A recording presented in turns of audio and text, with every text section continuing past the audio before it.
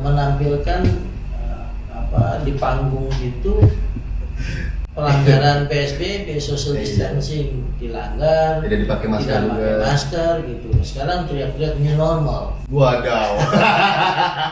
Kalau mereka melakukan kesalahan cukup mengatakan kami minta maaf dari kesalahan, tapi galaknya minta ampun kalau masyarakat yang melakukan kesalahan sampai harus adu jotos, sampai harus ada dikembalikan. Ngurus konser aja gagal, apalagi ngurus negara.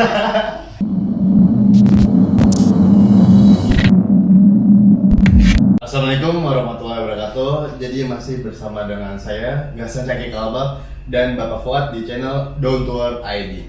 Jadi kita di pembahasan yang terakhir nih Pak ya, kita mau bahas tentang Pancasila nih Pak. Karena kan baru beberapa minggu yang lalu kita lahir Pancasila Pak ya, 1 Juni 2020, hari lahir Pancasila. Nah, kita mau bahas nih Pak, ini kan terkait dengan topik sebelumnya tentang politisasi akademik. Saya ingin membahas tentang Pancasila dan kebebasan kampus serta kebebasan berpendapat. Kok akhir-akhir ini Pak ya, semacam di dunia demokrasi kita, di dunia akademik, rasa ini sedikit bisa diadukan, dipecah, diberhentikan Pak. Nah, seperti balik ke Orde Baru Pak. Jadi kayak pada reformasi 98 ini kan hal yang diungkit itu kan adalah kebebasan berpendapat, menyatakan suara dan berkumpul, berserikat dan sebagainya. Kalau menurut Bapak gimana Pak? Iya, terutama milenial nih ya. Yeah. Saya pikir memang harus kuat membaca sejarah. Jangan dianggap sejarah itu masa lalu yang tidak ada kontribusinya dengan sekarang. Dengan sejarah kita bisa melihat perjalanan sebuah bangsa. Harus diingat Pancasila itu hasil kompromi, perdebatan luar biasa di konstituante, di parlemen kita, antara mereka yang menginginkan negara ini dibangun atas dasar nasionalisme, sekularisme, dan atas dasar agama Islam.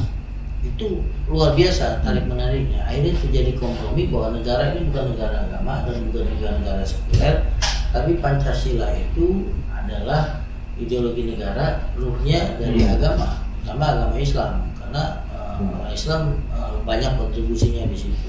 Itu yang dipahami, bahwa tidak benar kalau kemudian narasi yang sekarang hampir memunculkan konfrontasi antara Pancasila dengan agama Islam, narasi besarnya seakan-akan aksesoris, merupakan sejarah bahwa negara ini muncul karena darah-darahnya para syuhada perjuangan umat Islam yang luar biasa. Bahkan lahirnya TNI juga berasal dari tentara rakyat, termasuk di dalamnya para ulama. Ini jadi sangat aneh kalau belakangan kemudian misalnya pengusung Pancasila sangat alergi dengan berbau agama, lalu kemudian merasa berseberangan dengan kelompok agama, tidak. Nah itu sejarahnya seperti itu. Apalagi kalau kemudian dimunculkan dalam bentuk perilaku tokoh-tokohnya. Nah, kan kita sangat sayangkan kita punya lembaga BPIP gitu ya. Kemarin nggak ada nama Pak. Ngadain konser. Ya itu sah-sah saja sebetulnya punya niatan untuk menggalang dana. Tapi orang akhirnya bertanya, pertama kalkulasi ekonominya, berapa yang Anda keluarkan, berapa yang Anda dapat. Yang kedua tampilannya, ini sungguh jadi pertanyaan orang. Masker, Pak, ya? Ketika 10 hari terakhir di bulan Ramadan bagi umat Islam itu sangat sakral, orang mengejar Lailatul Qadar. Kalaupun tidak tarawih di rumah, di masjid, di rumah, ini menampilkan acara di tengah bulan puasa di malam hari ketika dalam bulan puasa kan bisa digeser sebenarnya setelah lebaran. Gitu ya. Kayak mepet banget gitu ya. Yang ketiga justru menampilkan di panggung itu pelanggaran PSBB, social distancing dilanggar, tidak dipakai masker, gitu. Sekarang teriak-teriak new normal. Wadaw. Jadi dan kalau mereka melakukan kesalahan cukup mengatakan kami minta maaf dari kesalahan, tapi galaknya minta ampun kalau masyarakat yang melakukan kesalahan sampai harus adu jotos, sampai harus ada dikembalikan, padahal mereka untuk mendapatkan makan aja bertanya-tanya untuk 1 hari gara-gara PSBB. Ini ditampilkan hal-hal yang kontraproduktif. Nah, di mana sensitivitasnya untuk membawa ideologi yang bagi masyarakat kita ini hasil kompromi kelompok nasionalisme dengan kelompok Islam terutama. Jadi bukan hanya secara historis merupakan sejarah, tapi secara sosiologis juga nggak sensitif dengan kelompok-kelompok masyarakat. Kelompok masyarakat mana? Kelompok masyarakat kelas bawah yang kalau melanggar PSBB sanksinya cukup memprihatinkan, sampai dimarah-marahin. Bahkan yang Habib di Mesir aja dipenjarain lagi. Karena alasan pelanggaran PSBB. Tapi itu cukup sekedar mengatakan maaf, ya kami melakukan kesalahan. Lembaga sebesar itu tidak punya sensitivitas hal-hal yang saya katakan tadi, yang dilanggar asas historisitas, asas sosiologis, dan asas efisiensi gitu. Belum lagi ditambah prank. 2,5 M. Makanya kan banyak yang bilang ini bukan saya ya, ngurus konser aja gagal, apalagi ngurus negara. Itu Rizal Ramli. Rizal Ramli ya. Itu benar sih. Makanya berani saya tidak berani begitu ya Bapak Rizal Ramli. Tapi kita butuh suara-suara itu. Jadi saya bisa bilang itu suara Bapak Rizal Ramli. Jadi yang kita kasihan justru ideologi Pancasilanya. Harusnya memang sakral dalam artian ini hasil kompromi ideologi negara, tapi kemudian dibawakannya sampai kemudian menimbulkan masalah di masyarakat gitu. Harusnya kan yang berkaitan dengan ideologi orang itu ngurusnya luar biasa, belum lagi dananya kan cukup besar. Pak, ini kok akhir-akhir ini tuh ada kecenderungan kayak menuju ke arah represif Pak ya? Kalau menurut Bapak gimana Pak? Ke arah represif bisa bentuknya persepsi, bisa juga memang di lapangan. Kalau saya melihat ini bukan soal represif, soal konsistensi bagaimana menegakkan keadilan. Saya kira memang pemerintah tidak bisa main-main soal keadilan. Keadilan itu bentuknya abstrak gitu ya. Masyarakat tidak, alat ukurnya tidak jelas, tapi rasanya batin. Harus belajar betul bagaimana kejadian George Floyd di Amerika. Itu yang diusik soal keadilan. Bukan soal apa-apa, soal keadilan. Bagaimana urusan kecil kasarnya ya. Lalu kemudian sampai kemudian menghasilkan demonstrasi yang besar. Demonstrasi luar biasa. Ini bukan soal keadilan. Orang menuntut keadilan. Sekian tahun gitu ya diperjuangkan, bahkan kelompok kulit hitam sudah ada yang jadi presiden, sudah berkontribusi.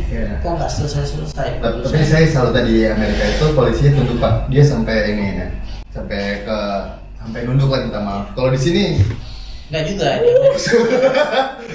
Di Amerika ada dua gambar juga. Gambar yang satu polisi yang seperti itu, tapi di negara bagian yang lain sama. Beringas. Itu mungkin pencitraan. Iya, bagaimana orang dipukulin. Masing-masing negara bagian punya kebijakan berbeda. Polisian bagaimana merespon dinamika di lapangan. Nah, ada yang memang kasar, ada yang kita juga bisa menampilkan cerita-cerita, ada yang heroik, ada juga yang memang kebablasan. Cuma sayangnya itu individual, harusnya kan sistem. Sistem berbicara begini seragam bahwa Anda memang melindungi masyarakat. Pak, ini terakhir nih Pak, ini kan saya ngelihat ya ada lembaga Pancasila namanya BPIP Pak ya. Itu anggarannya 984 miliar setahun kalau tidak salah nih Pak ya. Itu diusulkannya sebegitu. Nah, lalu ada gaji anggota ininya tuh 100 jutaan Pak. Itu lumayan lah.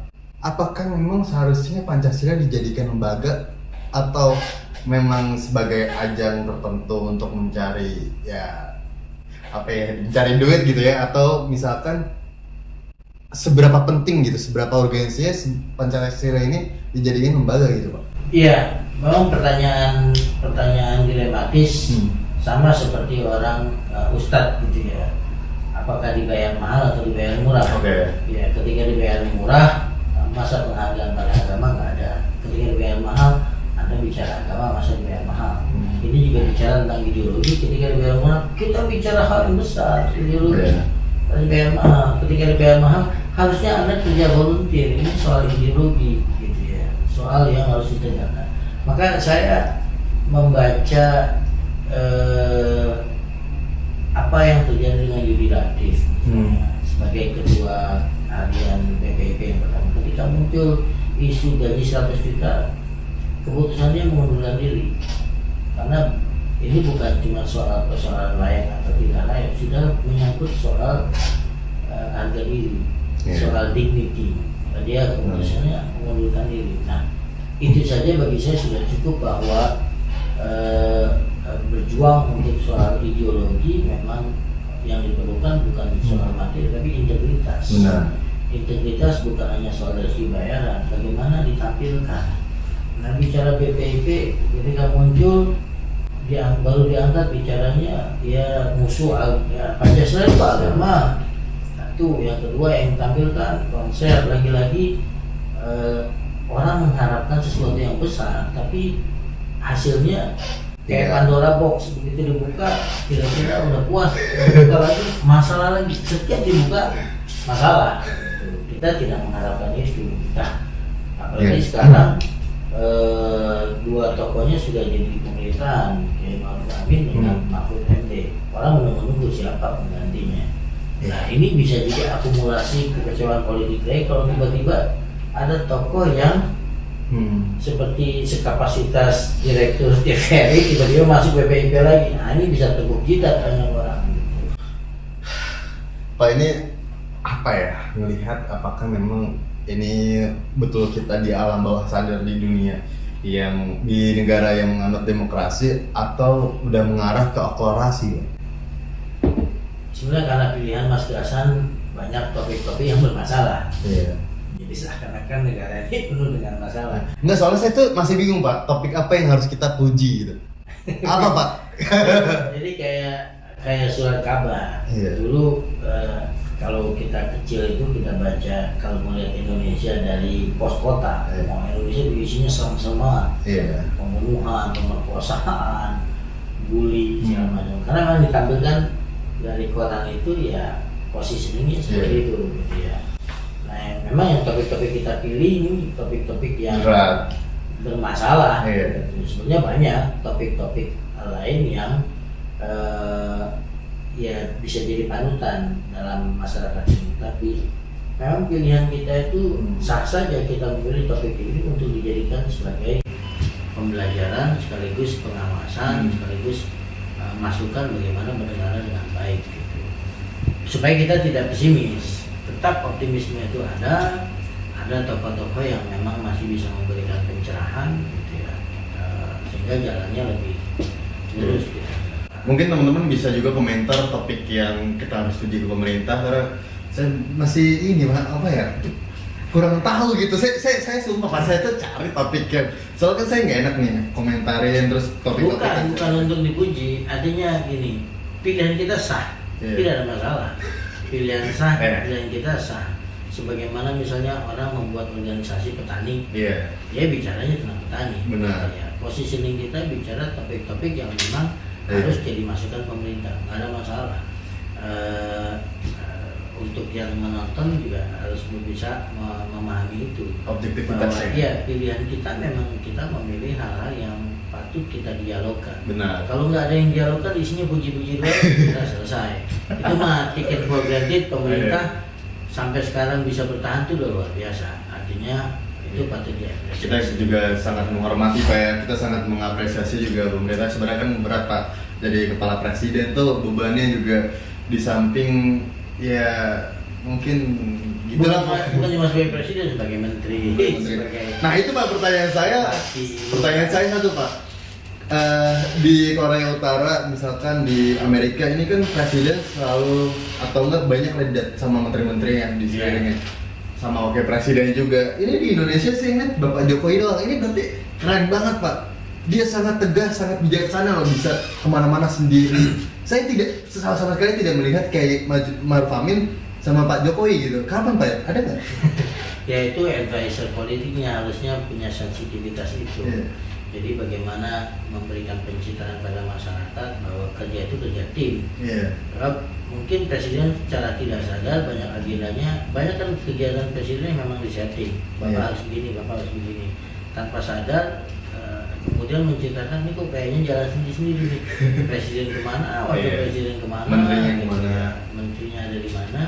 Nah itu tugas mereka yang ada di di belakang seputaran istana yang mendesain itu. Oke Pak, terima kasih banget Pak ya udah di sesi ini. Terima kasih buat teman-teman yang bisa komentar topik apa yang akan dibahas.